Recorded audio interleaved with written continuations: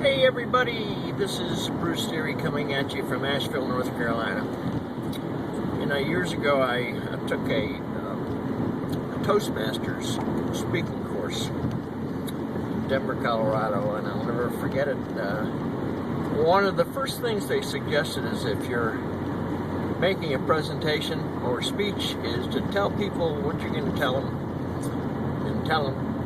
and then tell them what you told them. So that's what I'm going to do. I'm going to tell you what I'm going to tell you. I'm going to tell you and then tell you what I told you. So,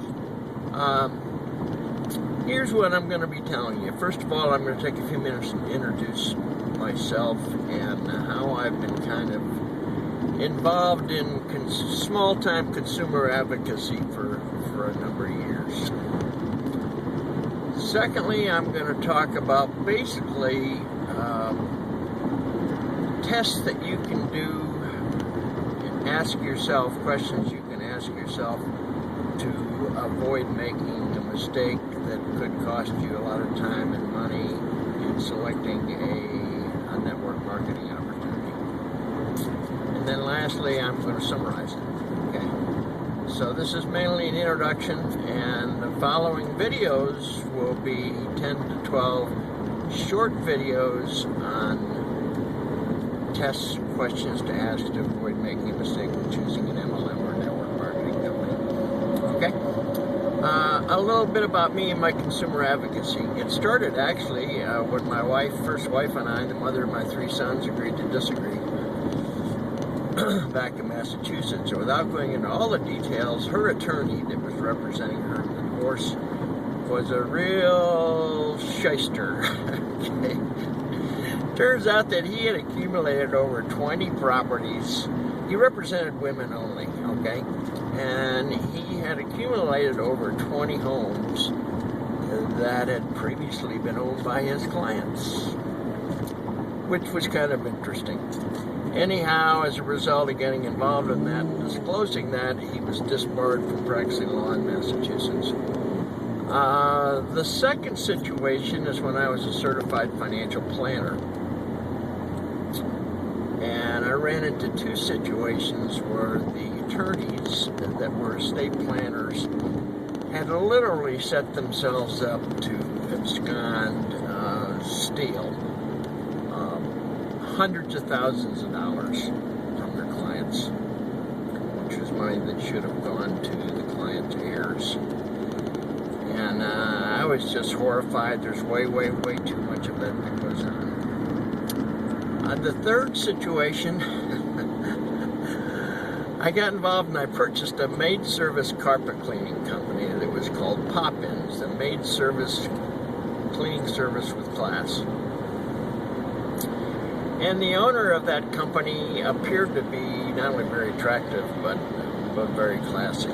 Again, long story short, her story, okay, which included her background, her education, the supposedly patented speed team cleaning concept, patented cleaning compounds, etc., was all just her imagination. It was fiction. When my wife and I went up to Columbiana, Ohio, for the equivalent of Hamburger University, they couldn't cash a check within a 75-mile radius of the company. And I ended up doing part of the training, and of course I had no experience in maid service and carpet cleaning services. Anyhow, as things developed further and I understood more what was going on, I got in contact with an investigative reporter in Miami. I talked to Carol Brothers, who was the president, into moving to Florida. As a result of that investigative report, it turns out that she was sleeping with half the franchisees. She was sleeping with the chairman of the International Franchise Association, etc. And it was a big Ponzi scheme. But as a result of that, the company was closed down. But like in a lot of situations, if if somebody's a duck and walks like a duck and quacks like a duck, there's a pretty good chance they're a duck, and even if they're caught doing something illegal, they surface again, and sure enough, she surfaced again. To my knowledge, she's still involved in franchising. Okay, the fourth situation had to do with the telecommunications business. I was in the telecom business since the deregulation and the breakup in AT&T, and ultimately I got involved with XL Communications. Again, long story, but when I discovered some of the smoke screens and mirrors that XL was using, I couldn't do it any longer. For example,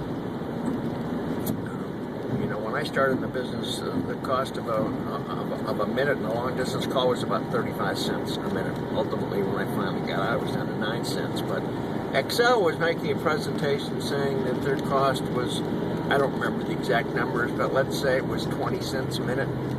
Well, what they very cleverly disguised that there was a connection fee, which, when you divided a 5-minute call into a $2.50 connection fee, it added 50 cents a minute. All right, so it turns out they really weren't even competitive, and they weren't saving the consumers money. I was not happy about that. There were several other situations like that. So I guess I've always, as a result of those 4 situations, have been kind of a small-time consumer advocate. I just hate it when people are taking advantage of, whether it's a $25,000 franchise fee or a $500 entrance fee, opportunity fee for an MLM or network marketing company. So that's what's prompted me to talk about some of the red flags and some of the things to ask and look for when you're considering an MLM or network marketing opportunity. So that's an introduction. Please subscribe somewhere down here to my YouTube channel so that you can get the follow-up videos. Okay, like I said, there'll be 10 or 12 or more tips on what to look for if you're considering a network marketing company, or if you're unhappy and considering another one. Okay, see you on the other side. Thanks for your time. Bye-bye.